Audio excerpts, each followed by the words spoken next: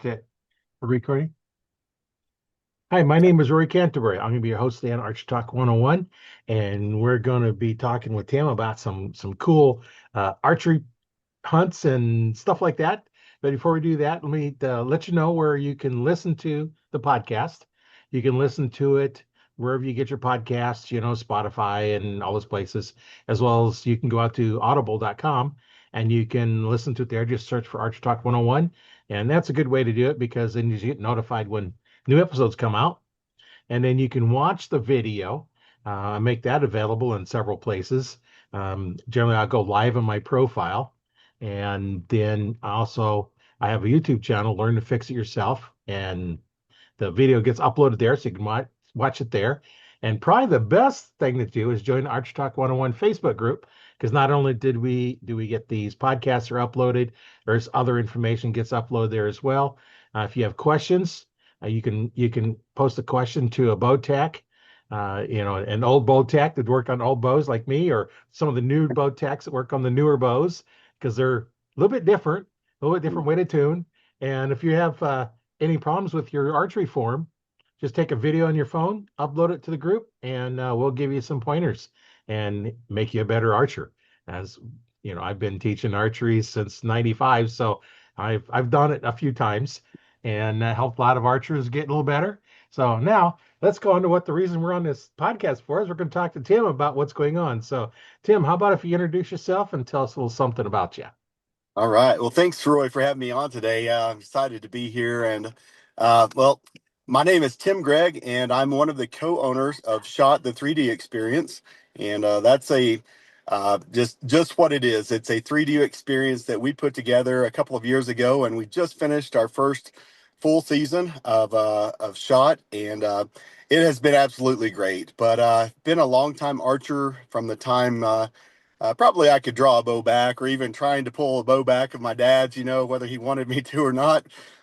So I've been in archery for a very long time, kind of dabbled mostly with most people. I started out hunting, and in the backyard shooting, and it kind of grew into more in the target side, got into some ASA, and evolved to where I am now with Shot the 3D Experience. So it's been a great journey so far, and we're looking forward, with Shot. So many great things are happening in a very short period of time. But I'll give a mention to my two partners with Shot 3D Experience.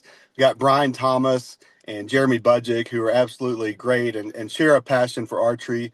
And so it's really been a fast 2 years that we've started this, but we've had such a really good synergy and met great people who are making things happen. And man, it's brought us right here and having a conversation with you today, Roy. Yeah. Well, that's quite a bit to remember, and good thing I have AI going to take notes for me because I wouldn't remember all it. So you said Yeah, Shot yeah, 3D Experience, so it'd be shot3dx.com. that's right. Yep, Okay. shot3dx.com. Mm-hmm. Well, you know what? I have the ability to um, share that screen. So let's just kind of go. You can kind of go over what's going on here with it, and kind of Yeah, let for everybody sure. know what's going on, and we can just go through here. So here's the main page, and I'll Yep. let you take it away from here. All right. Yeah. So it tells us, a little bit about us, what we do. We have just finished up our last event. We had our grand finale in Post Oak Lodge in Tulsa, but we did 5 events this year, starting in Oklahoma. Then we went to Louisiana. We were up in Kansas at Flint Oak Lodge. We were at Mulberry Mountain ATV Park in Arkansas, and finished up back in our home base in Oklahoma. But our website here just kind of tells you a little bit about what we do. You have the options to go through when we are active with the events to, check out the event. We give you information about lodging, about what to expect with the event. You can register there. And then we go into a little bit about ASA. We have online shopping. So kind of dabbling into just some branded apparel right now, but we have plans for adding on there. And but each of the links here, if you want to go ahead and select one of the icons there below, it gives you the option there. And my screen, I apologize, I'm on my iPhone and it's really small to be able to see, so I'll try to zoom in. Yeah. So some of our sponsors, there you go. You can see the events that we had, and any of those that you would select gives you all the info about that. And it's been, like I said, a whirlwind. We started at the end of February, and our shot events. Of course, you can go through and find out our mission statement, and you can meet our staff through some of these links here. But really, what we are all about is introducing new archers to target archery or to just the fun of 3D shooting. And it's a full experience, though. So our base concept is not a competitive type 3D archery event.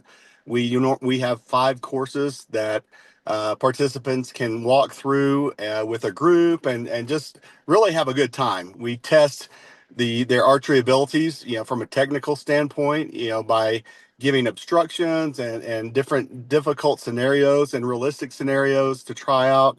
And then we kind of so our largest course this year was sponsored by Thai Bows, and it was about a 3 mile course. And so you would start and walk through 20 targets with ranges out to 115 yards. And then we kind of stair step those down from there. And we had a Rolling Bones course that was about a 2 miler, the same. We had Antlers Motorsports course. And then another one, I don't want to skip any of our courses, but something exciting we did this year was we introduced an ASA course and did ASA qualifiers at all of our events as well. So, hey, we had our hands full, but it was a good time. And that's a little bit about what you can expect at a Shot 3D experience. Yeah, there seems like there's quite a bit there. Your last one was June 6th and 8th, it looks like, of this year. Yep, yep. We're just finishing up with that one, and in fact, we some of our grand prizes right now. We are still working on those, but we are giving away a Polaris Crew side by side, and we did that last year as well. We have an African Safari to one of our participants through Elite Outfitters. We have so many. We've given away so much stuff, and a big shout out to our sponsors for making that possible. So here in a couple of weeks, we will be announcing our grand prize giveaways now that we have finished all of our events and kind of have all the information that we need coming in. The way that we do our novelty shots as a part of the courses we provide, we also have a base camp area, and we have a variety of novelty shots there. We have like a long distance shot, and that's where we would give away, the participants, anyone who can hit, a logo decal or inside of our shot logo at about 106 yards, you're entered for a free bow and on the side by side. And then other novelty shots as well, maybe shooting through a steel target, and other concepts like and novelty shots like that to give away some really cool prizes. So there's a lot of people walking away with some really cool stuff after our events. Yeah, it sounds like it. Yeah. You shoot them long shots. A lot of archers like to do them long shots. My problem is I can't see that well that far away. So I didn't, yeah, I, you know, a 30-yard shot's long me for hunting. I try to stay under 20.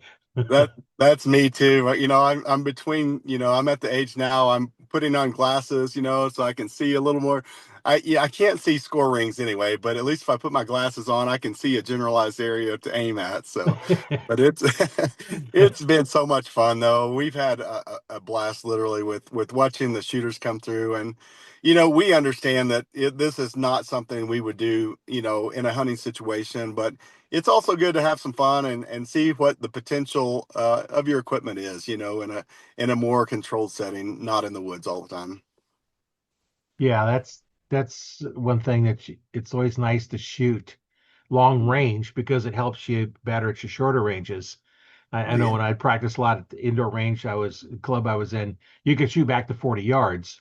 right. You had to be careful because the door come in right there by where you was at. So, Yeah, yeah, you had to list from coming in the door and then make sure you don't shoot. But I start yeah. at 20 and then go to 30 and, 35 and 40, and then go back to Mhm. 20 and I got to shoot multiple spots because I'm smacking arrows. Right. So Yeah, you shoot them longer range ones, it helps you at the closer range ones. But like you yeah. said, I wouldn't take me personally, I wouldn't take a shot at 100 yards at an animal. No, Just no, no. one. I Yeah. couldn't see my pins good enough to figure out which pin is actually on it. Right. Uh, and Yeah. Yeah. you know, I try to set up for 20-yard shots, Yes. but you know, Yes. those deer don't read the script very well. They come in closer. Right. And then, there's still, as with the technology that exists today, I don't think there's an arrow out there fast enough that can beat the string and the sound of an arrow on the way to the animal. So there's just, on a live animal, there are too many variables out there. And, Right. but, it's like you said, when you practice those 70, 80, 90, even 100-yard shots, man, it sure makes those 20 and 30 yarders feel like chip shots sometimes. So, Yeah. Yeah. Well, and it's good. It helps your skills. yeah. If you know you can make it. Now, like when Yeah. you get like and you're shooting at moose or elk or caribou or something like that, Yeah. you have quite a bit bigger kill zone. So you Yes. can Yeah. be off by a little bit. Uh, Yeah. a moose has a kill zone the side of a trash can lid. Right, right, right. Yeah, for sure. And and it's fun doing that. And another fun thing, and a lot of our shooters, Jeremy and Brian, really do it. They're kind of the masterminds behind some of our shot placements, and we have a lot of shots that are really close and technical though. So you may have an obstruction at 15 yards, yet the target's at 35. So it's making you think about what your arrow is going to do before it reaches that obstruction and beyond. And some people might not take a shot, but if you know that your arrow is going to clear and what your arrow, how it's going to perform in those situations, and that could mean success in the field, or it might mean that you've saved yourself an injured animal too. So Right. Well, and that's the thing. Try and figure out some of them closer shots. If you got a branch going through, range yeah, that branch. It's okay. What is that branch distance? So now you know when you aim at the animal, whatever distance it is, yeah, say like you're at 40 yards, but a 20-yard pin has actually got a little branch on it. And mm-hmm, well, my 20-yard pin is on that branch, but yeah, yeah, my 40 is where I want it to go. You're yeah, going to have yeah, to kneel down yep, or move in order to yes, make that shot. yep, And yep, knowing that, practice in an environment like this where what's the worst thing that happens? Well, you lose your arrow or you stick mm-hmm, a broad field tip into a tree branch mm-hmm, and you unscrew it and pull, you lose the tip. right, Much better yeah. than sticking a broadhead into a branch, which I've done. Didn't see it, and it was about 1 inch diameter, and I hit it dead center, and I split the thing open. So I just took my saw and just cut it and got the broadhead back. But Yeah, right, right. That's a good thing that with the technology today, and there's so much information at hand, you can figure those things out. You have a rangefinder, like you said, that you can measure those obstructions and know and trust the trajectory of your arrow. But I'm kind of with you. I grew up and I did more things wrong, and that's how I figured out how to do them right. For every five things I did wrong, maybe I would pick up something on how to do it right the next time. And so we're trying to do that for people and give them that experience so that they're ready. It means success for them, and they can really test the equipment out. And arrows, arrow performance. It all ties in together. So what hunting system, what hunting setup works best for you, and we consider it. I've always been kind of tied in with Total Archery Challenge, and we kind of offer something similar, but on a regional level with more novelty shots. But that's really what I like about these types of shoots is that I can take my backpack out, my new hunting pack or my new hunting boots, and I can kind of give them a field test through a long range course and see how things are going to perform in the field. Does that backpack squeak? Whenever I draw back, is there a hinge or is there something that I need to work out to fit me a little bit differently? And so that's another key thing, and not just learning your arrow and your bow, but your equipment that goes along with you. yeah, that's definitely something you need to look at is, your equipment and that's why I tell a lot of archers when I had my store, I tell them wax your string every time before you go hunt, wax your string. Yeah, yeah. Not because it needs it, more, I tell more, it's because I want you to put your fingers on the string and feel it. If you feel any Hmm. bumps or burrs in it, you could Hmm. have a string starting to fail on you. Right, And right. better to know it before you go out so you can examine it closer and say, okay, is this a problem? Hmm. Is this a broken strand in it? And Hmm. is it a full strand or is it part of a strand? Well, then you can decide, okay, do I want to go out and hunt, take a chance of the string breaking when I Hmm. shoot? Right. And now you know before you go out, Yeah. what your equipment's like. Yep. And I like to, once I get in the tree stand, um, draw my bow back, of course, with an Hmm. arrow in it, and then let Yep. down. And Hmm. that way I know everything is working. I'm working Yep. okay. I Yep. had one time I couldn't draw my bow back. It was kind of late in the season, and it was cold, and I quit practicing once hunting season started because I was out Right. hunting, Yeah. and I couldn't pull it back, and ended up pulling something and hurt for a week afterwards. Yeah. Right. Finally Right. was able to get it back. I remember a story similar to that. It was probably one of the nicer early, but when I was young, I was in high school still, and uh, I grew up in a small town, so we had spring and fall baseball seasons, and in the winter we lifted weights. So it was probably November afternoon, and had done some a pretty intense workout that day, and tried to get out in the woods before dark, and had a really nice buck walk right to me. And I tried like everything, and I couldn't. I was so give out. I could not draw my bow back no matter what I did. So, you know, that's a good thing to do, and just make sure your release is there. Make sure that everything's fitting properly, that's strapped on, and you're good to go. So Yeah, I carry two backup releases with me. yeah. The one I normally use, and when I use when it gets really cold. And then I have Right. another one that's another handheld that's Yeah. not anywhere near as good a quality. Right. Um, but in a pinch, I could use it.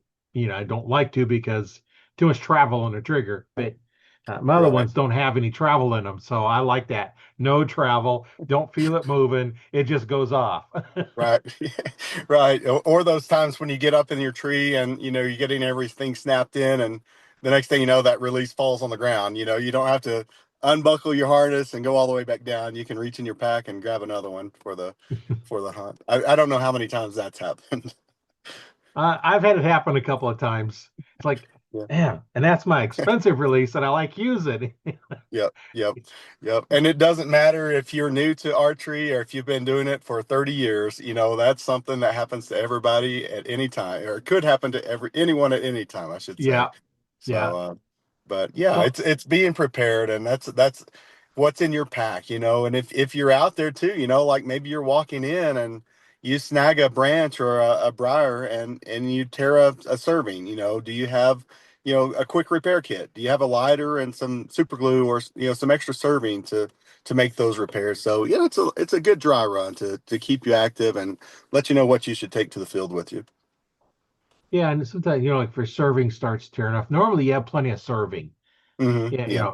if you're shooting releases, Hmm. then you don't need more serving than what's around your loop. Right. That's Right. all you need. Right. So, and that if it starts coming loose, well, Hmm. you just need to know how to tie it off. Just go ahead and tie it off, and then if you don't have a lighter with you, just leave the knot there. Right. Right. Fix Yeah. it when you get home, and Yeah. Yeah. Yeah. So there's a lot of things that you should know how to do in an emergency. Yeah. Not saying that everybody should know how to do everything on their bow, Right. because most people don't know what they're doing with a bow Mhm. and don't want to learn. So Right. it's Right. one of those things that learn Yeah. enough that you can work on your equipment if something fails. If it's a major failure, you're not Yeah. fixing the field anyway. That's right. Yep. Yep. You know, Even though I know how to fix them, most things can go wrong. I Yeah. don't carry my portable bow press with me, Yeah. so I Yeah. couldn't fix it if I needed a bow press anyway. And the newer Right. ones, you can't use Yeah. those portable bow presses on it because they don't work on it. No, right. Yep. Yep. Yep. Been there, done that too. Yeah. You're absolutely right. And I think it's good though that everyone at least knows enough about their bow. And if I think a lot of shooters when it's like you don't just dabble into archery. You go all in. When you're hooked hard. And so most shooters and most people I know, it's the first step is having a good archery shop there, which you always want a good solid archery shop. But the next thing they want to start learning, a little more about the mechanics and how they can tie a D loop and how they can do some of those things, those key things. But it's good to know how to do it, but you can also mess some things up if you don't know what you're doing. So, Right. uh, yeah, yeah, Yeah, I had one guy brought his bow in, go through the whole super tuning, where you tune them, you set the third axis on your side, and everything's all set, just perfect. And then what's the first thing he does? He goes and changes something. Yep. He just spent, I think it was like $65. This is like 25 years Right. ago. Spent Yeah. $65 for me to go through and get this bow turned up, tuned in, just Yeah. perfect. Is just perfect. And what's for do? Goes and makes changes to it. Like, why? Oh man, and you don't realize one thing that you might be a change in draw length, or it might be a D loop length, or anything like that can change everything. The way you hold, the way that you.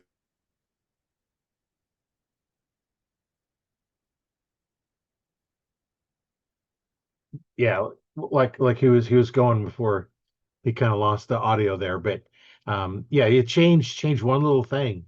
If your D loop is slightly longer, well, you anchor back a little bit further, or you're pushing your arm out further, and everything changes. Least little thing. Um, One of the things that we do sometimes is you can rotate that loop just like a quarter turn if your peep isn't lining up. So if it's not lining up right, turn it the direction opposite what you want to go. So you pull back and do it. And I had one string set up where the loop always pointed 90 degrees off to the side, and then when I put the hook on it, it twisted that quarter of a turn. That peep lined up perfect every time. So if you there's a lot of things you can do to tweak on a bow, and just learning how to do those kind of things is always a good thing to know how to do. Uh, you know, do you need to know how to do everything on your bow? Well, of course not. That's why you go in and you go to your pro shop and let them figure out what's going wrong with the bow, and if you know what's wrong with it, you can always look and see what's going on. So, that's just something that you just learn over time. And if you don't want to mess your bow at all, um, take it to a pro shop and figure out which tech that you like the best. Because a lot of times there's multiple techs, and generally, if you go to a pro shop, anyone can work on your bow. There's nothing, there's one tech over the other one. But if you take in, and you had good luck with one, keep taking it back to the same one. Wait for them. I know the one place I was working over at Bass Pro here in Custis, Iowa, and we had four of us there that had done. We'd all worked in our own in shops, and now we're working there. So we had really good knowledge. We probably had between the four of us 60 to 80 years experience working on bows. So we had some pretty good experience. And it's setting up bows to shoot two arrows. I did that one time. I've talked about that on a couple of other podcasts, but uh, you find a tech, and there's times when somebody come in and want like John or somebody to work on their bow, and it's like I can help you with this. No, I'll wait for John. So they might wait 2 3 hours because we're that busy. And that's just what you want to do is find somebody you trust to work on your bow, and let them work on it. Now once you learn how to do it yourself, then that's a little different. I work on my own bows because I know how it's supposed to be done. I know how I like it. So I don't let anybody else work on my bows. Uh, but that's one thing that I do that some don't. Some archers don't like to work on it because they take it to somebody they trust. And then if there's a problem, they know it's not the bow setup, because now if you're having a problem, is it you, or is it the equipment setup right? Did I do this right? Did I do that right? And if you take that out of it, then a lot of people will they shoot better because they know if there's a problem, they shoot. It's their problem, not the way the bow's set up. So looks like Tim's getting back in. Sitting in your car, sometimes you lose signal, and he'll come back here in a little bit. So yeah, it's yeah, welcome back, Oh, Tim. well, thanks for that. Yeah, I don't know. My modern technology just doesn't always seem to be my friend. Yeah. Yeah, it's I kind of figured you kind of the sound stopped, you froze. I figured, so I just kind of kept talking about what you was talking about. Okay, Yeah. good deal. Yeah, hopefully that doesn't happen again. We're good to go now. So Yeah. So it's got your weird name back again now, but yeah, okay, yeah. Yeah, it may We may change it have to later. we'll have to go with that for now, I guess. Yeah. Don't change anything. It's working. Don't change it. No, I'm not touching anything right now, right? So Yeah. Don't touch the phone. Don't move the phone. Don't do anything, right?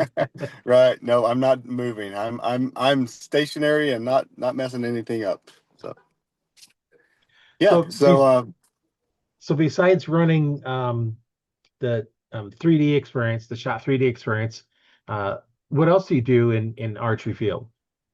Well, I'm an avid hunter, and over the last couple of years, I've really kind of taken a back seat in the target world. My son, Easton Gregg, has been doing really well on the 3D scene, and in fact, right now he is in Metropolis for the Pro-Am, and he shoots in men's K45 on the national level, and shoots K50 here locally. So I spend a lot of time traveling around with him. He with the pro-ams and local shoots and things like that. Um, and right now that we are finished with our last Shot 3D event, I'm about to start doing a lot of scouting. I moved out to Southern Colorado last July, and been back and forth to Oklahoma and Texas over the past several months. But right now, I'm getting into prime elk hunting mode, and I'm ready to get my hunting rig out and get to the woods and start finding some elk. And got some good tags for this fall.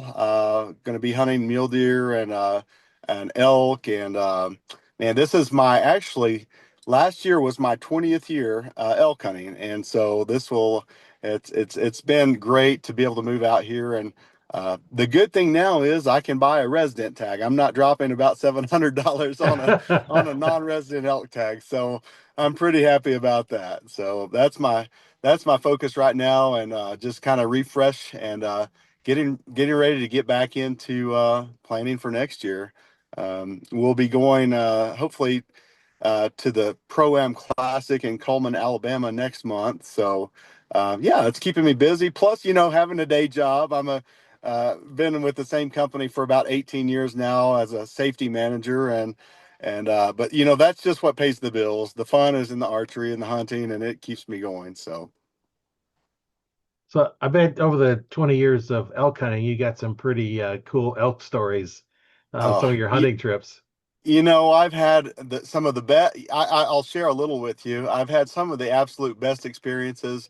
The people that you meet on the Elk Mountain, are like none other. And I love whitetail hunting. I love, back in Oklahoma, hog hunting and all those things. But the thing that really gets me going, is the preparation and looking forward to the cooler months up on the mountain, the cooler weeks. But yeah, I've got some really good ones. I think my very first, and I should say it's 20 years, and I've never taken an elk with a rifle. All of my elk, I think I'm at 9 now, have all been over the counter and have been with a bow and arrow. So, that's what I love. And man, it's a game of how close, not how far. And when you can have Yeah. one of those, you can have an animal like that, just screaming and bugling, or even coming in quietly at 10 to 12 yards. That's just there's nothing quite like it. And but yeah, my first hunt was probably my most memorable. I had my dad, some really close friends there with me,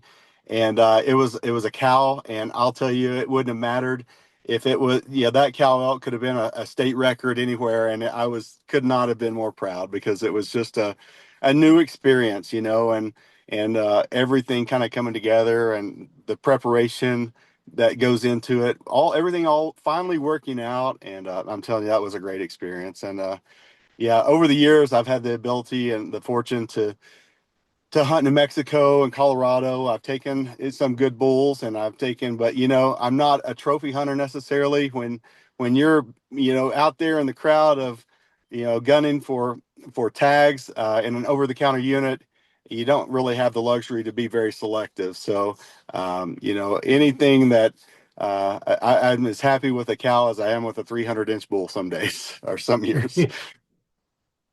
Well, basically, the reason we hunt isn't for the trophy, it's for the meat. Yeah, yeah, Yeah, I yeah, want the meat in the freezer, yeah, You can't yeah. eat the rack. No, you're right about that. You asked me. I'm glad you asked that question. Actually, one of my best stories in the elk woods, probably it ties into one of my worst stories. And in 2015, my dad on day three of an elk hunt passed away unexpectedly in the elk woods.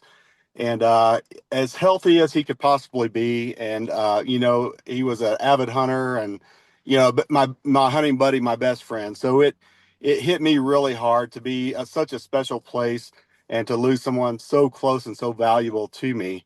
But the really cool thing about it is, I mean, it opened many doors that would not have been opened otherwise, and can kind of see, the full plan as it unfolded. And I had the ability to go out there the following summer after he passed with one of my best friends, Chris Hightower, who was there with him when he passed. And he and my son and I, we packed a little memorial stone up to his place. We call it his spot now, and the we set the stone out in, I guess, July of that 2015. And then on day one of that season, I took a bull there, and man, like it was just like a full circle. And so, today it still gives me chills, to think about it. But that's one of the absolute coolest experiences. And it's one of those things. I think when we go out there, we always visit that memorial stone, whether it's on a hunt or just a hike up to visit that spot. And there are always elk in the area. So if you know where that is, you're in a really good elk hunting spot. So there are a few that have found it, but it's pretty hard to find. No, keep it a sacred place. It is. Yeah, absolutely. Absolutely. Yeah, so it's just been a whirlwind. And after all of that, my love for elk hunting and kind of being involved with Total Archery Challenge and getting to know the Western hunts a little bit better is really what encouraged me to start my own archery range. I started Rogue Archer in 2019, which was kind of a fitness meets archery, and we would do timed fitness challenges combined with shooting. And we did that for a couple of years, and I became a vendor with TAC when they started their Total Archery Challenge events in Oklahoma. And those events are how I met my current business partners. So, it's you never know where life's going to take you and the relationships that you're going to build along the way. Yeah, you don't. You never know what's going to go on, Yeah. and that's just one of those things that you gotta um you know enjoy it while you can, because you never Yeah. know. Yep. Yep. Yep. So, yeah, but looking forward to big things in this fall. And I'm really excited for my son shooting this weekend. He's setting it in third place right now for National Shooter of the Year. And so, it's we eat, live, and breathe archery. And um, so the next few months are going to be exciting. And being Yeah. a dad, my son graduated high school. Easton graduated high school 2 weeks ago, and my daughter got married. So it's there's not been a lot of slowing down. So just kind of slowing down, relaxing, and enjoying the fall is something I'm really looking forward to right now. Yeah, that's quite a bit of stuff going on. Right, right. Um, yeah. So is your daughter into archery as well then? She is not as heavily. She doesn't shoot competitively. She more shoots for fun, and she has been hunting with me. It's really funny. A couple of years ago, my daughter's name is Ember with an E. And so, what has it been, 5 or 6 years ago that Elite came out with the Ember bow? So that was her first real bow that she got into and was shooting the Ember. And, but yeah, she shot National Archery in Schools program, which I'm telling you is an absolutely great program. I've seen so many kids. The school that my kids went to, they started the NASP program as a new program. And being in a small school, I kind of get sidetracked with this, but I think it's a cool thing that they do. If schools that are not doing archery are really missing out, because you generally have football, baseball, maybe basketball, and some other sports. But if you don't fit that mold, then maybe you're not really, there's nothing for you to do. But when our school started archery, it opened the door for so many kids, and they absolutely took it. And they've been to nationals, they've been to the top of the state. But my daughter and my son both started at home shooting with me, but then quickly evolved into the National Archery and School program, and it's kind of taken them to where they are now. So Ember is married. She shoots a little bit here and there, but she will never forget her roots. She still has that bow. Yeah. Well, you have to buy that bow. It's got your name on it.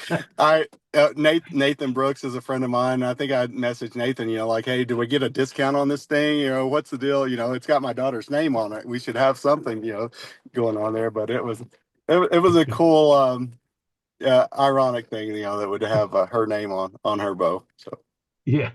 Yeah, that would be and it's it's spelled a little bit differently, so it's kind of a unique name and then unique name on the bow, and it's like that's perfect. right, yeah, it was meant to be. It was meant to be, and yeah, and then that's you talk about Archery Talk 101 of everyone who. I shoot a Darton now, and Dartons are great, but a really good entry level bow is that Elite Ember, and it's just something that I think it can adjust from like 8 or 10 pounds all the way up to 60 pounds, and it can grow with a kid or a young archer. And it was absolutely great for both of my kids, and it's something that I recommend if you're looking to get into archery. That's a good starter bow. Yeah, and that's what you need to get is, start something that they can use and get Hmm. to and then grow with. And it's not like, when I, growing up and when I was well, until I was probably let's see, almost 30 years old before they even Hmm. had compounds, Yep, yep, yep, that you yep, could buy. Uh, yep. so, no, 20 years old. Well, I was about 20 years old when the first compounds come out. Oh So gosh, after yeah, that, yeah. 20 years ago when I had my store, there Uh-huh. really wasn't any bows that would grow with you. Yeah, yeah. You picked one as your first bow when you first get be able to shoot them, and then you're selling that one, getting a little bit bigger one and a little bit bigger one, and till finally you Hmm. can get into one that shoot the 50 to 60 or 60 to 70, and Yeah, sometimes you get to 50-pound limbs on yeah, your bows. But now the last 10 years, there's yeah, several bows out there that will grow with you. Now, yeah, if you have yeah. real long draw length, you're not going to get that 9 pounds or 15 or 20 pounds with that Yeah. longer draw because as the draw length gets bigger, so does the minimum weight. They kind of Right, grow right. together. And Yeah, so when you have somebody that has basically no strength but a long draw length, those are the hard yeah, ones to fit. yeah, yeah. Well, I remember growing up, and I started. My dad had and I still have this bow today. It's a 45-pound bear recurve, and started shooting it. And his compound bow, I don't remember. It was like maybe a bear whitetail 2 or something, but I Yep. remember compounds that had steel cables on them, and you shot that bow when you were strong enough and could actually pull it back. There was no draw settings. You could either pull it back or you couldn't. And yeah, those were, I don't know, I was probably 13 or 14 before I could even pull that bow back. And even then, not knowing a thing about archery, I think we had 5 or 6 arrows, and none of them were the same. They were different spines and Yeah. different everything. So it was whatever we could find to shoot. But and now there are so many options out there. Yeah, a new shooter you can be really be set up and shooting a 2-inch group within a week. I think there's so much out there. If you're set up properly and you have good equipment, you can be very successful very quickly. Well, especially if you get somebody that knows how to teach you. Yeah, I always yeah, taught beginners the same way. Basically, your Olympic archers, the uh-huh. technique they're using, the back tension release, I teach beginners. Yes, So it's yes, not unusual for beginners that have an instructor when you yeah. buy the bow, because when I sell a bow, I always Hmm. include shooting instruction with it because you need Right. Yeah. that to get their form right in order to get the bow fit them Yeah. right. So they kind of Yes. go both together. Otherwise, just hand them a bow and say, go shoot it. Yeah. And Yeah. if you're not going to teach them how to shoot and set it up for them, and Yeah. it's not unusual for a lot of archers to be grouping really tight groups, um, Yeah. right to start with. I had one Yeah. guy, his very first bow, he bought a higher end bow because he had the money and he didn't want to buy a lower one and go upgrade later. And it Yeah. took him 2 weeks to get his first Robin Hood. Oh wow. Yeah, that's crazy. That I is taught him how to crazy. shoot. And he paid attention, he practiced, and he come in one day from the range and says, "Oh man, I just wrecked $20." And I'm like, yeah, because you It's get the high dollar, you know, 1,000 straightness carbons, they're a yeah. little bit more expensive, and you could easily Yeah. run, five, $10 just for the arrow. Oh, And sure. Yeah. and he Yeah. said, well, he's going to hang it up in his office because that was a trophy. Yeah. you know, not Yeah. many Yeah. can get them. That right. I'll tell you something. I don't know. I have never seen this before, at least at this distance. I was talking about our novelty shot earlier. It's a 106 yards on a buffalo.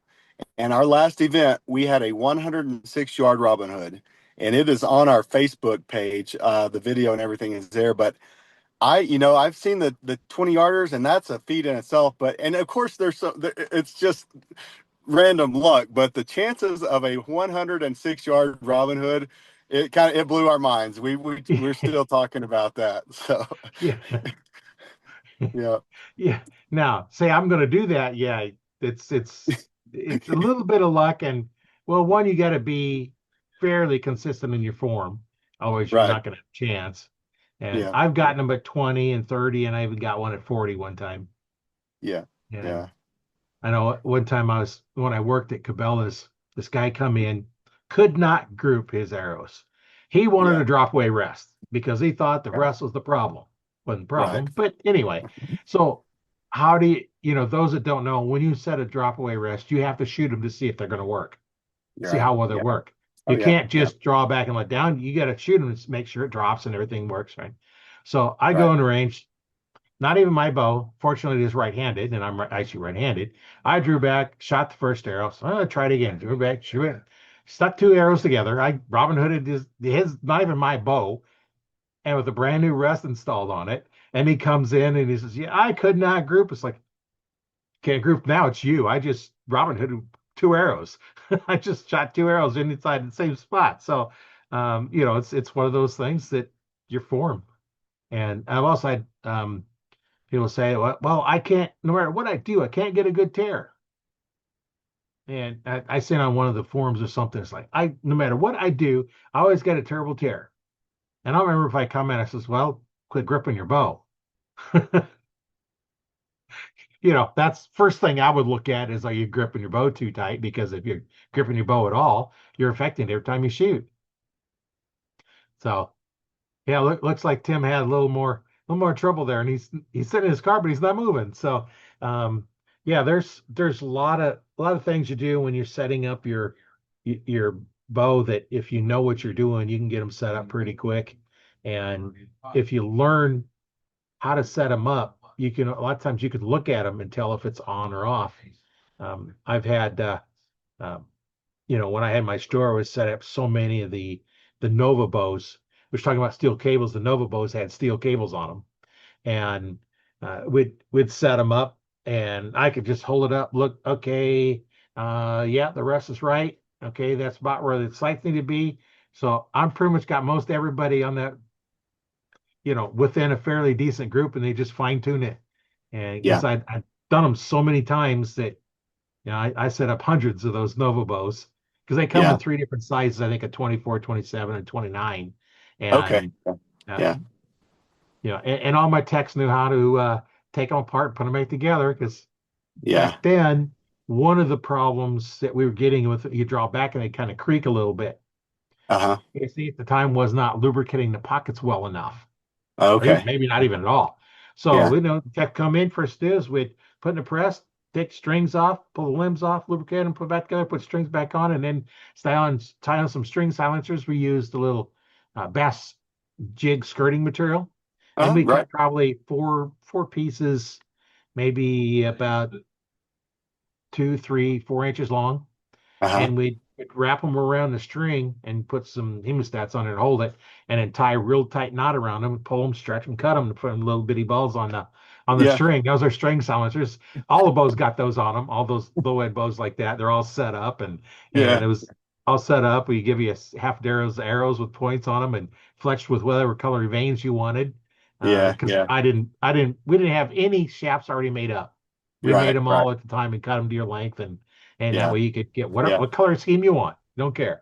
Yeah. And then so that's just we did all of them, got them all set up. When you bought the bow, you got shooting instruction with it. Right. Yeah. Well, that's something that you need. I mean, a lot of people, and my phone, I've figured out what's going on.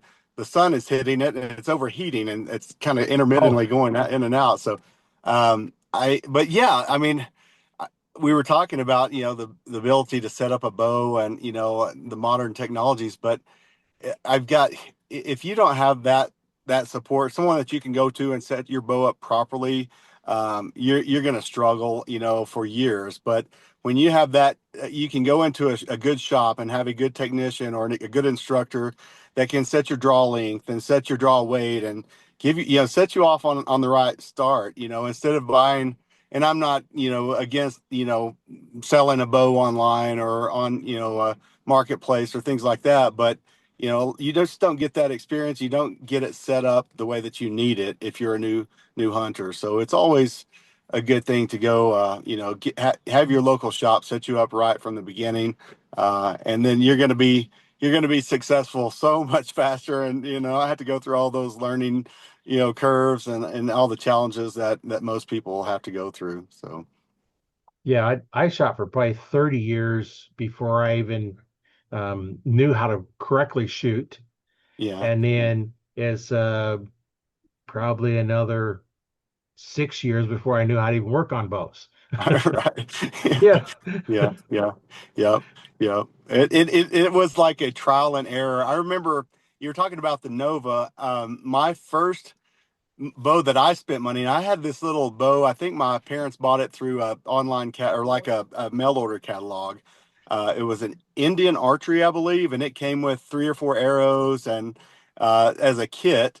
And I used that. And then when I got it to college, I bought a PSE brute force, and that was my Oh, yeah. first. And I remember it was kind of similar to the Nova, but the PSE brute force was my first. I think it had hatchet cams and all the technology. I had a 4-inch overdraw on it, and it was, the top, yeah, just spitting those little aluminum arrows out as fast as I could. But yeah, it's back then. I kind of had to learn, how to work on things myself, and even when I moved to back out of college, moved back to Southern Oklahoma, there weren't bow shops, so I was getting, I don't know, bow hunting magazine, bow hunter, every bow hunting magazine you could get. I had like three of Peterson's bow hunting, had all of those coming to me every month. And that's how I got my information, and, but now you've got, the internet there. You can look up, 15 videos right now on how to tie a D loop, and, but it's easy now, but back then, you kind of had to learn the basics of it to be able to work on things and set your bow up. Yeah, I've seen, speaking of D loops, I've seen several of them tie them wrong. Right. Right. Yeah, Yeah. we won't get into that, but if you want to know how to tie a D loop correctly, Yeah. get a hold of us or get on my YouTube channel and I Hmm. think I've got one on there on how to tie the D loop on there, and Yeah. there's a Yeah. difference between how to tie it and where to tie it. Right. Uh, Yeah. Yeah. Actually, if Yeah. you got the packages of the PSE loops, they told you the correct knot to use and correct orientation of the knot. Right. Right. Yeah.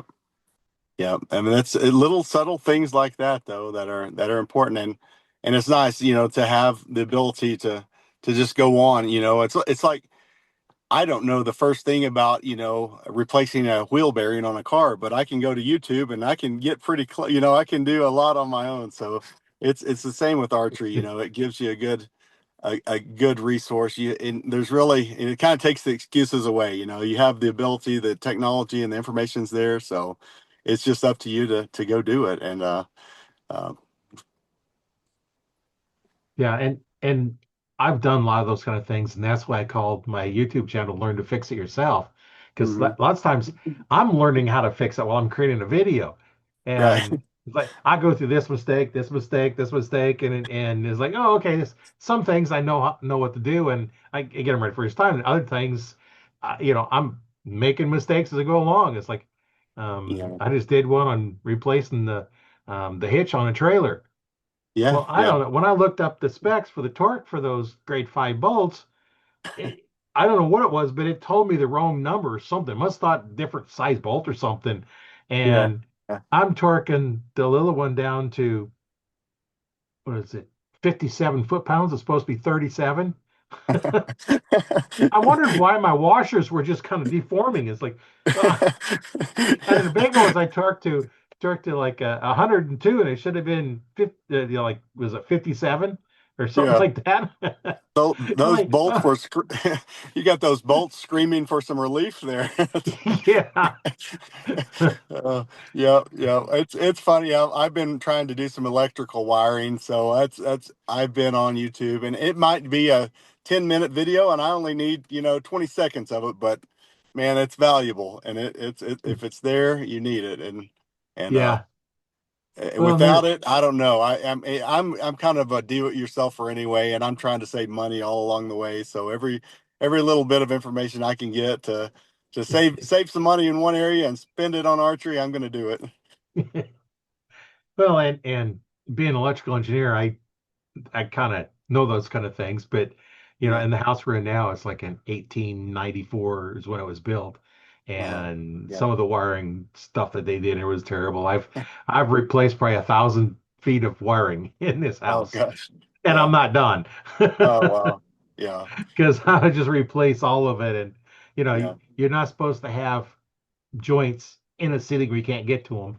Well, there's a whole Uh-huh. bunch of them in one of them. The only way to Yeah. get to it, you had to poke a hole in the ceiling because you couldn't get to Well. them. Other Yeah. ones, they just kind of run the wires and kind of twist them, and that's up in a wall. And Yeah. yeah. Good grief. Well, they Oh. remember if you're doing electricals, no joints behind a wall unless there's access. Okay, okay, I got it. I'm going to keep you on speed dial now that I know you have a your electrical background. You're on my speed dial, right? Go ahead. If you have any questions, call Uh, me. okay, all right. I definitely will. You got it.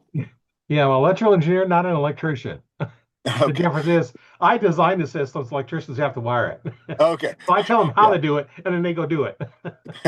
Well, yeah, I'm waiting on an inspection tomorrow actually with my electrical. So my fingers are crossed that everything's right.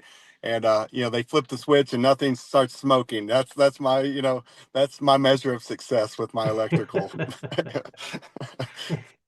I've that's another subject for a different time, but yeah, I've seen some pretty bad stuff.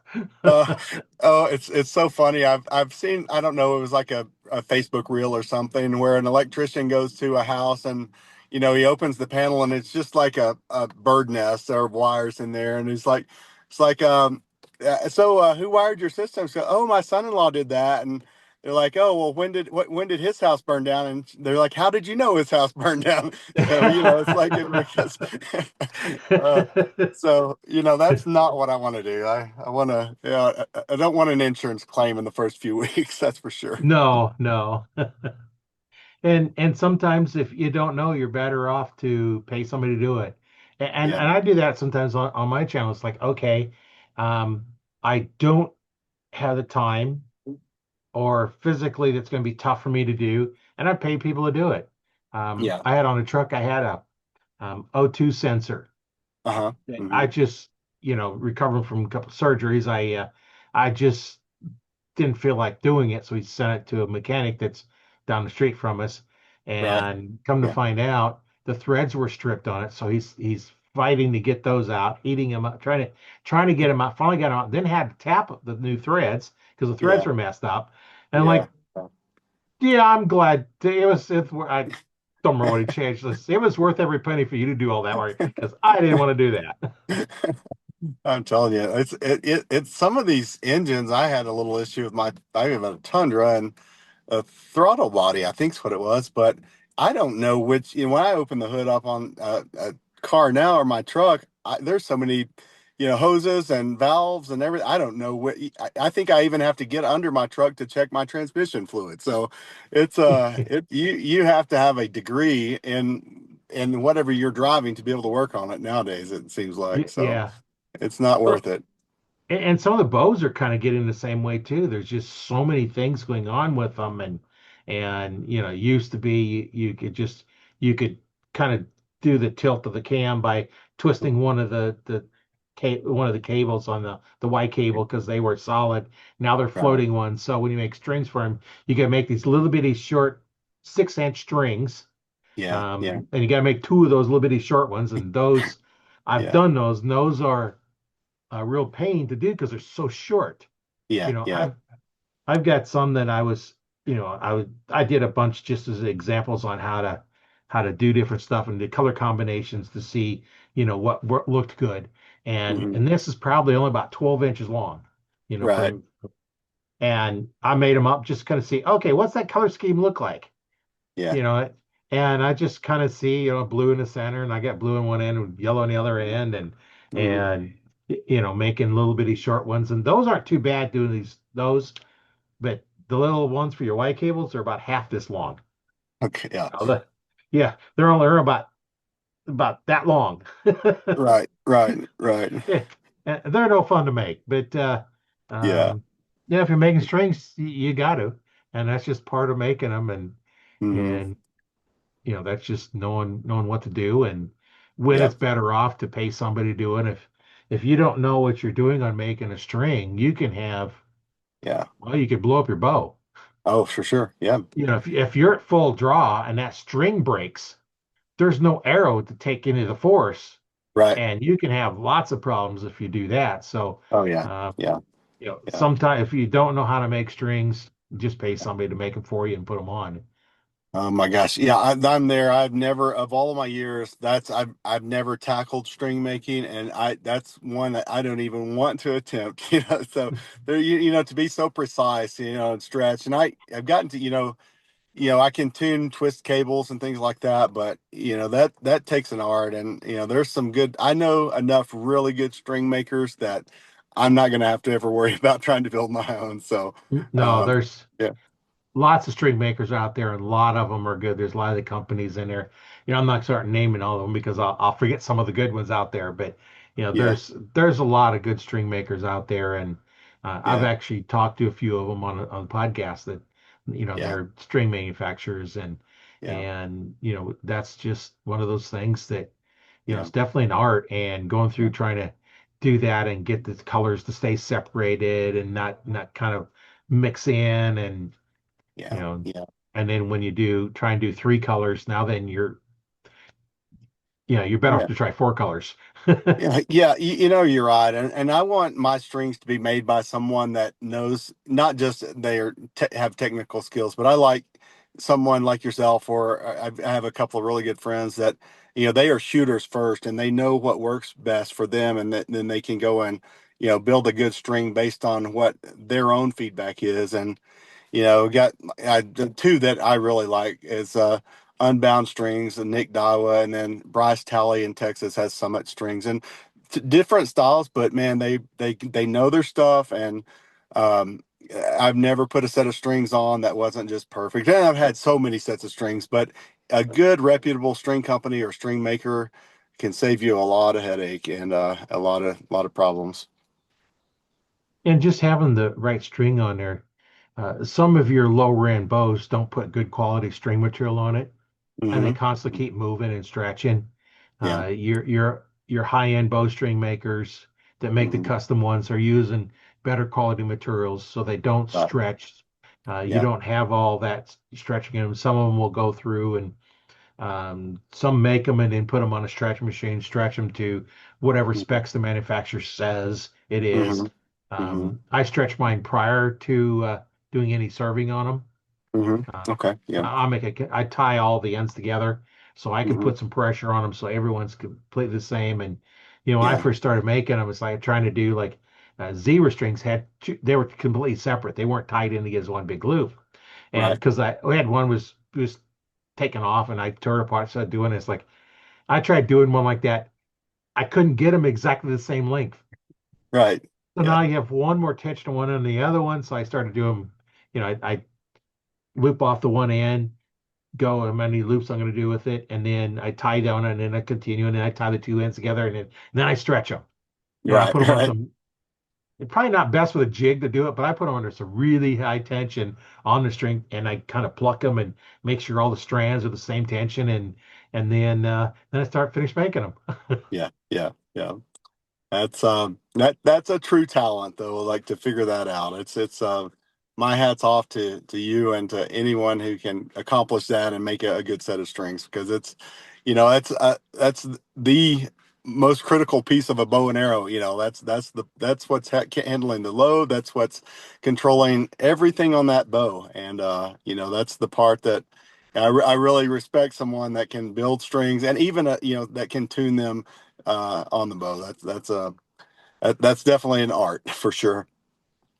Well, there's a lot of things you can do once you get the string on there, because you can put more twist in the string, and then you Hmm. got your either your Y cable, your floating cable, and then some have a control cable, so you just have one and control, Yes.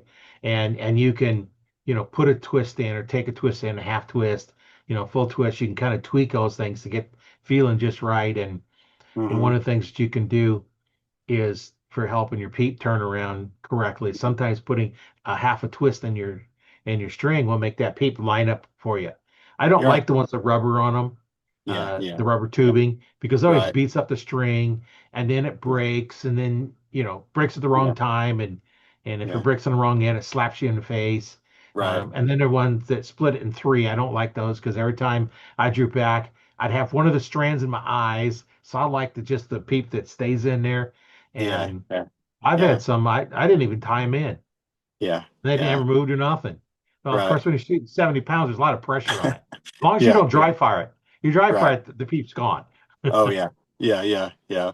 Now and a lot of the peeps now are more of a tubular type peat, so they have to be your string has to be perfectly aligned. When you draw it back for that the tube, kind of concept like with a Hamskea. I shoot a Hamskea and a Hamskea Raptor on my hunting bow, and so if that string stretches or gets any little bit out of tune, then you definitely see it in your peak rotation. Yeah.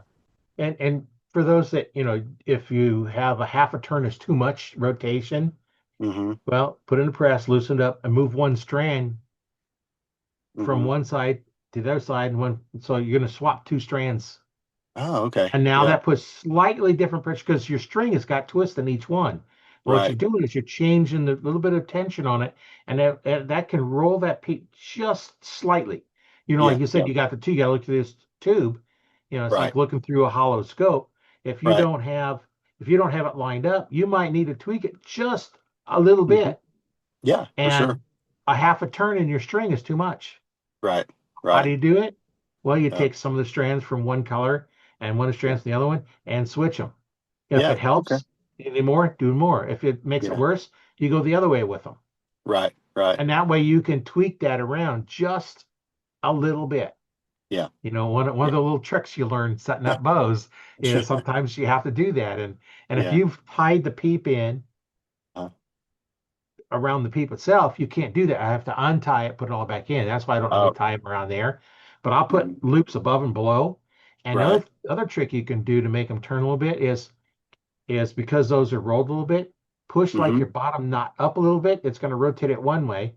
Push the Okay. top of that down a little bit. Before it's a little bit tighter, it'll turn it the other way. That's another trick you can use for Right. aligning that fine tune on that peep. Okay. Well, I've learned something today then. I've never thought of switching the colors on the strands to, offset that tension. So, it Yeah. makes perfect sense. It's one of those aha things, why didn't I think about that before? But that's a great tip. Well, that's what you get when you get all guys that have to figure out how to get these little tweaks in them because you really Right. can't do much changing in them. That's the only Hmm. thing you can do to fix them. And Yeah. I've done that many times to Yeah. fix them. Yeah. I tie the knot above and below and push one or the other one. It's like, oh, yeah, there it is. And I won't have to go through and push my D loop around the side of my string so that when I draw back, it all, twist the string for me. Yeah, That's the, trying to make do method, and it doesn't always work very well. yeah. I think one time was off. I was talking about D loops, and I had one bow. I think it was one of my hunting bows or something, where the loop sat pointing 90 degrees to the right. Hmm. I'd hook my release up to it and pull it, and it would do that little twist and line that peep up perfectly every time. Right. Yeah. Yeah. Yeah. You know, that was the solution. You could do that. You could roll it around. Yeah. If Yeah. you don't use the soft knots, Uh-huh. then you can tweak the loop a little bit and roll it Hmm. around and Yeah. get a little bit of tweak in there. If you use the soft knots, you have to use two, one above, one Right. below. Then Yeah. you can't Yeah. do that. Right. But Right. the advantage of your not above and below is you can change your loop anytime you want. Right. Yep. It, Um, I can change it without messing with it anyway. yeah. Yeah. You just tie the top knot, get it nice and tight where the bottom one is to hold it, push it down there, and then Yeah. cut the bottom one off. Yeah. Because when I Yeah. tie on a loop, you're cutting Yeah. it off. You're not untying it. They don't untie. Right. Yeah. That makes you feel better as a shooter to know that it needs to be cut off and you can't just pull a loop off of there too. Right. But yeah, I like, I usually try tie knots above and below, in my D loop just so that I get consistent string pinch, when it comes back and my knock's not pinched or all, crazy, or the D loop doesn't slip up and down the string. So is that something that you do pretty standard? Just do a soft knot on top and Nope, on I top do and none. bottom? You do No none? soft Yeah. knots. Nope. Yeah. Yeah. And I never had trouble with them because you're pulling above and below Uh-huh. your knock. And Right. some people say, well, I need a little bit of play in there. You don't Yeah. want any play in there. No play, Yeah. because that means that arrow can move up and down slightly. Right. And even Right. though it's maybe only a 16th of an inch, it's Mm-hmm. moving a 16th of an inch. Right. Now, at Yeah. 20 yards, you'll never notice the difference. But if you're going to Right. shoot these longer ones, Yeah. um, Yeah. and you've got that perfect tune on there, Yeah. and you know, if you tie them on correctly. Now, the key to making those knots not move, Yeah. wax your loop, your string loop before you tie the knot. Okay. Right. Okay. Wax, you don't have to wax the middle, but you Uh-huh. want to wax where the knot's going to be tied. And Right. mine are so short to start with, they can be hard to get on Right. because I cut them, I burn one end, cut them 4.5, and burn the other end. So I'm just Right. slightly Right. under 4.5 inches. Uh-huh. And once you get them tied above and below, you pull them tight against there. You take your pliers, you push them, the knots together, and then Yeah. with the knot with the arrow in there, you put, like an Allen wrench or something in there, and you Hmm. just pull as hard as you can, and it's Yeah. going to tighten them up. And then you use your pliers and, Squeeze them squeeze down. all Yep. together, and Yep. that knot will not come untied. Yeah. Yeah. Yeah. You're cutting them off in order to take them off.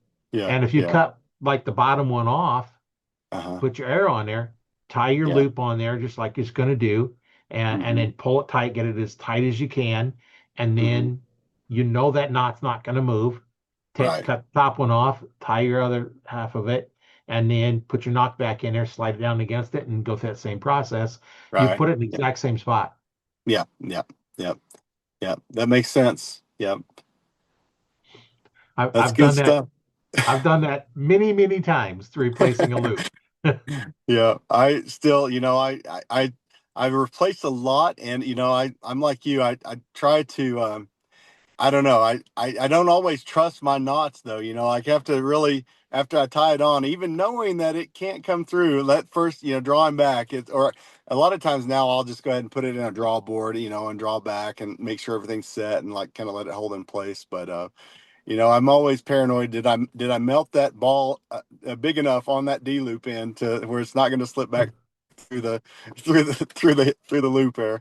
So it's yeah, it's little things like that are just good information, things to know that if you get in a pinch, we at our last shot event, we had a guy that had a D loop break on the course, and so, but luckily, if we have usually bow techs and a bow shop there, but took good care of him. But that might be something that you need in the field too, kind of circling back Yeah, to where we were. So, an extra D loop. If it means, it's the price of gas, anything I can put in my pack so that I don't have to drive all the way back down the mountain or into town, then if it saves me a trip, then it's worth putting in there for sure. yeah, it definitely is. And when I burn the end, I don't just leave it burn. I push against it and make it flat, like the side of the Oh, lighter, yeah. so it's Right, it's flattened out, so it right, pushes it out, so it's not going to come out. If you just right. burn a little ball on the end, sometimes that ball is not quite big enough, Yeah, and it yeah, can kind of pull through. And this way, you flatten it out, and it yeah, doesn't come loose. And yeah. and the amount of pressure I put on that D loop is Hmm. more than the 70 pounds that bow is going to put on it when you draw it back. Right, right. Yeah, Because yeah. I've pulled really hard, and I know I can put more than 70 pounds on that with both shoulders pulling through it, like drawing two bows at the same time as hard as I can. You just, So, when that little vein in your forehead starts bulging, that's enough tension on it then, right about there. Right? Yeah. well, and another thing too is if your loop is wearing fairly quickly, unless you're shooting thousands of shots, it's Hmm. probably because you got a cheap release Yeah. Yeah. and you have a little burr on there. It's not completely smooth. Right. Yeah. If your release is really smooth, Hmm. like if you get a Carter or a Scott or a Stan or True Ball has, get their higher end ones, they're going to be nice and smooth releases for you, and they're not going to wear out your loop. Yeah. Yeah. Yeah. Kind of the same thing I've done with my cams, just checking for any, burrs, things like that. Kind of take a Q-tip. And even like, like for limb splinters, someone told me about, you can run a Q-tip along the inner side of your bow limb, or even maybe even on a release. And if it snags, a little bit of cotton, then, you have a burr or an issue there, that you need to take care of. And I've used that little trick on my limbs and on my cams quite a bit. Yeah, I used to use like cotton balls, Yeah, cotton and ball. Yep. I, it, somebody bring in a bow that the string is off the cams. Mm-hmm. Well, one of two things happened. You dry fired it, which is generally Mm-hmm. the most case, or you're letting down with a death grip on the bow. And when you Right. you have the bow just sitting in your hand, pushing against your hand, and Torquing it now so hard. Yeah. and now grab that bow with a tight fist. What's that bow does do? Does it turns. Mm-hmm. So now, Yeah. as your full draw, you have death grip on you get a death grip on it, and that bow is turned slightly. So now your string doesn't line up with the cams anymore, and you let down and it slips off. Yeah. Yeah. Yeah. That's generally not hard on the bow, Yeah. real hard on your strings, and can be hard on the cam depending on where it come off. Yeah. Yeah. Especially the plastic cams, they don't like you do that to them. Yeah. Um, Yeah. the lower end, both so the higher end, most of them now have metal or aluminum ones, Yeah. but it's come off. It's obvious something on because the peep is gone, whatever this is going on. It's like it's kind of obvious it's dry fired, Yeah. and they Yeah. bring it in. It's dry fired. No, I didn't dry fire it. Yeah. So then I Yeah. tell them it's like if you dry fired it and the limbs are damaged, next time you draw it back, it could break on you, and then now you're having part of your limbs are coming back and hitting you in the face. Right. Yep. Oh Yep. yeah, I dry fired it. Okay, because I'm Right. going to check more things if it was dry fire. If not, I'm just going to put it back together. Yeah. And Yeah. what I do is I take, you know, first a cotton ball with some denatured alcohol because it doesn't smell as bad as regular alcohol. Denatured Yeah. alcohol and rub on the limbs. You'll see the little crack.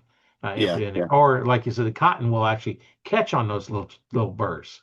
Yeah. Got a Yeah. little bit of the limb, it's got a little crack you can't really see.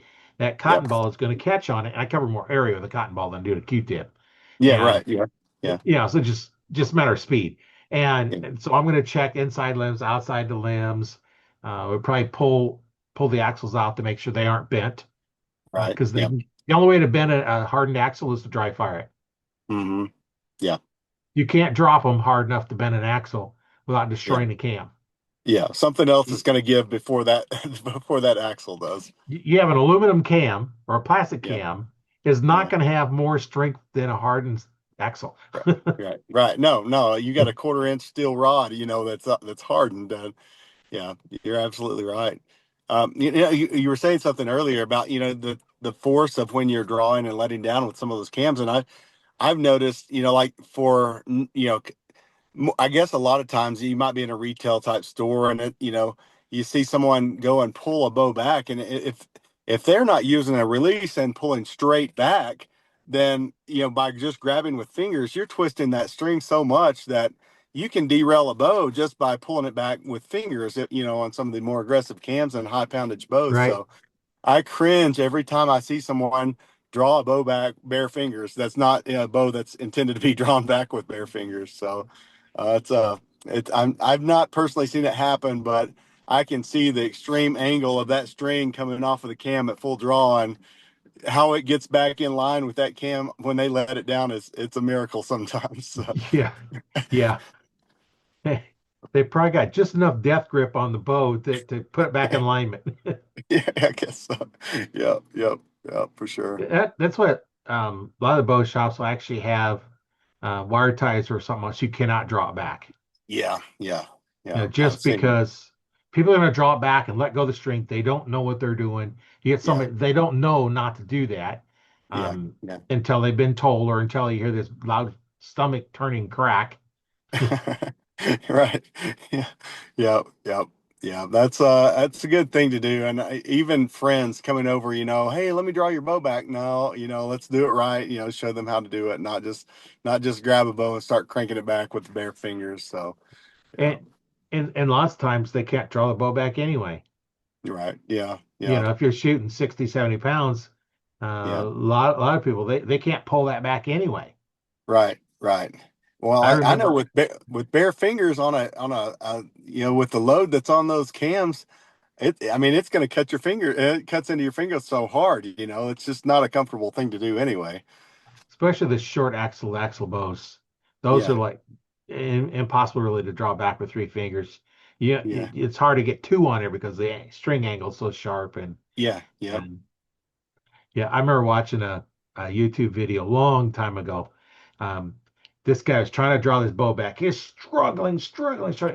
One thing, it was way too much draw weight for him, and finally gets it back, and it slips out of his hand. He's holding the bow, but the bow comes back and smacks him. Instant Because karma right there. I I laughed. It's like I wish I could have saved that video. I was like, I'd show that this is what not to do.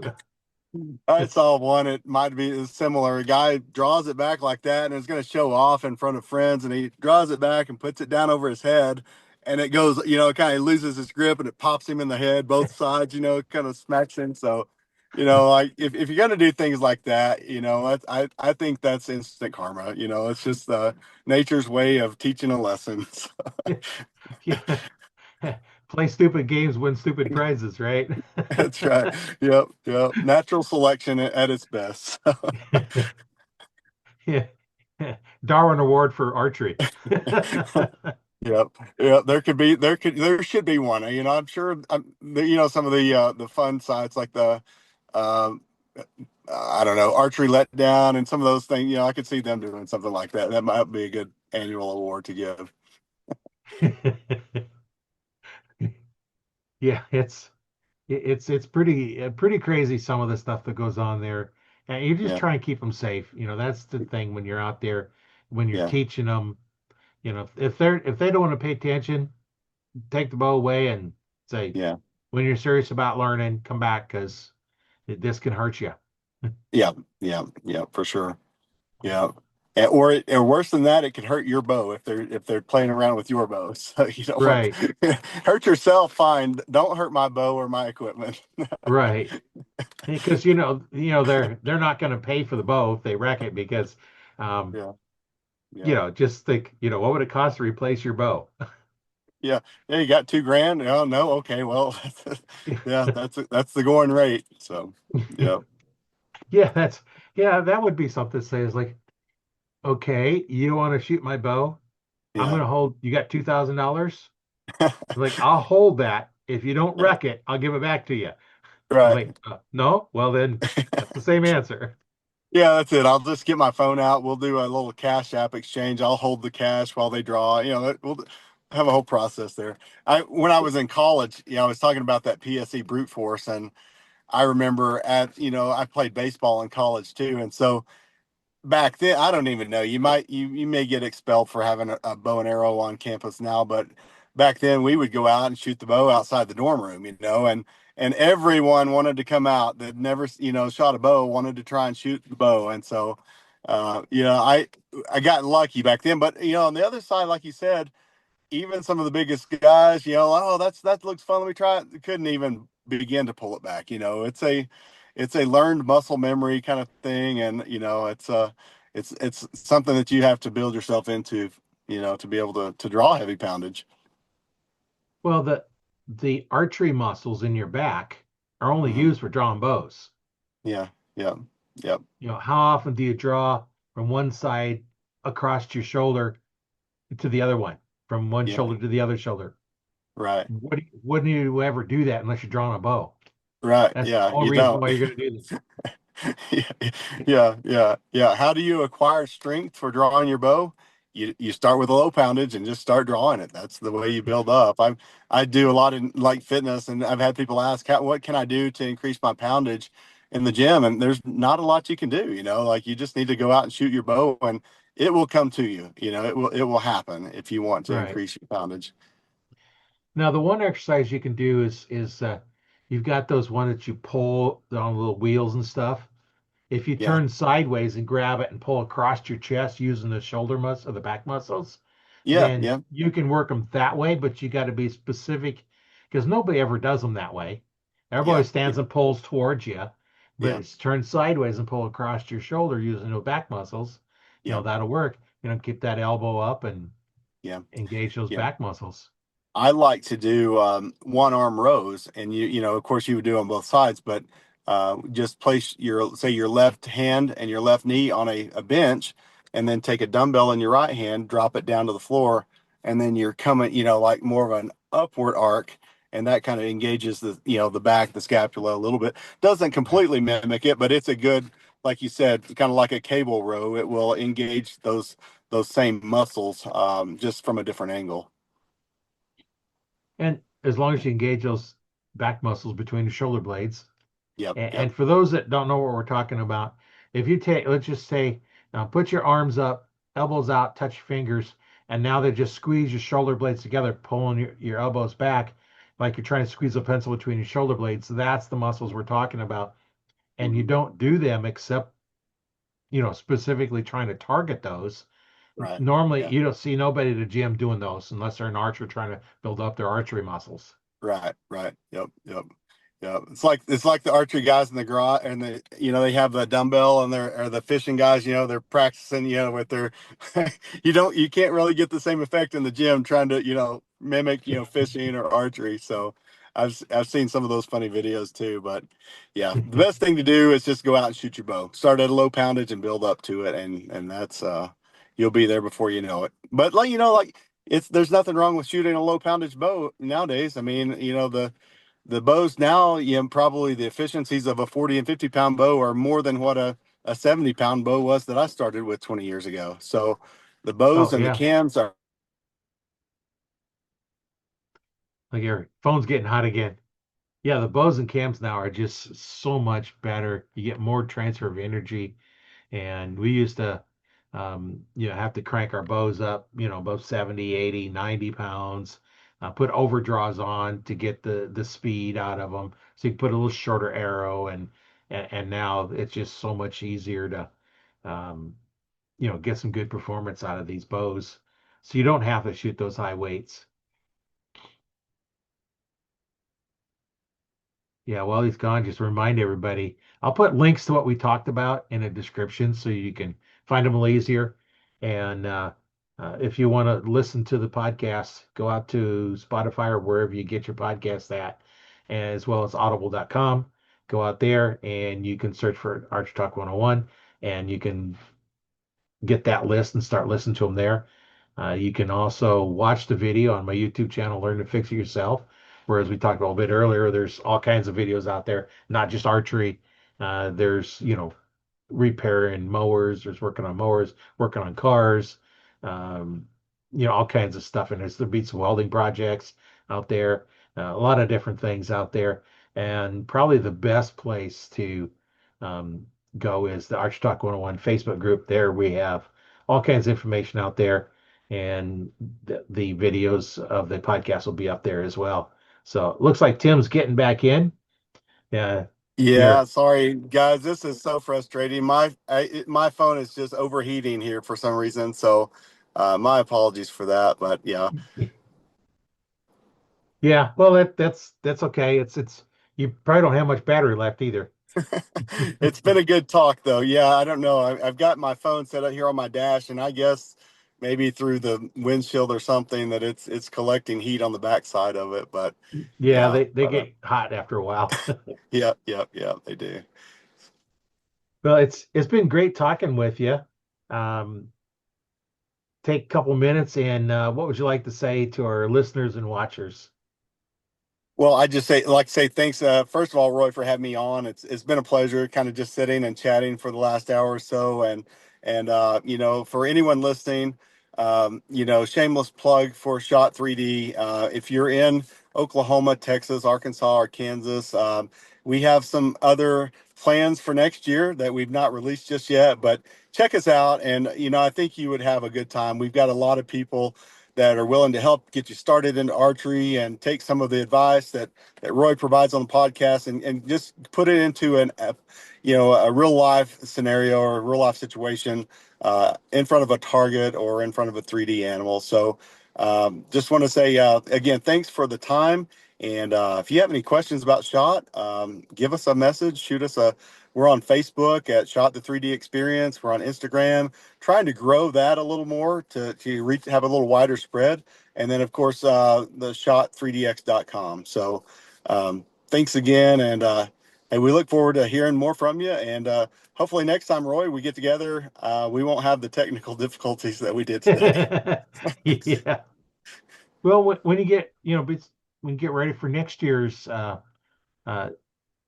tournament, let's get back in here and we'll kind of tell you let everybody know what's going on Yeah. and give them idea what they're going to do next year because I imagine you're Yeah. going to be changing things over this year and Yep. We've got some new things coming that we're really anxious to release. We just can't yet. We got to finalize, but some big things. And I think next year will be a big year for Shot, and we're looking forward to sharing it with everybody. So I would love to be back on in a couple of months, somewhere we can start sharing that information.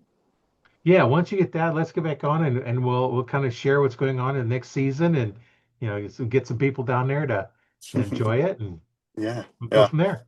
Sounds good. Okay, we'll All do. right. All All right. right. Take care. Yeah. My name is Roy Canterbury. I've been hosting Arch Talk 101 and we've had Tim Gregg on here and we've had a lot of good information, hopefully some good tips and tricks we got across to you. So we'll see you on the next one and have fun. Shoot straight. All right.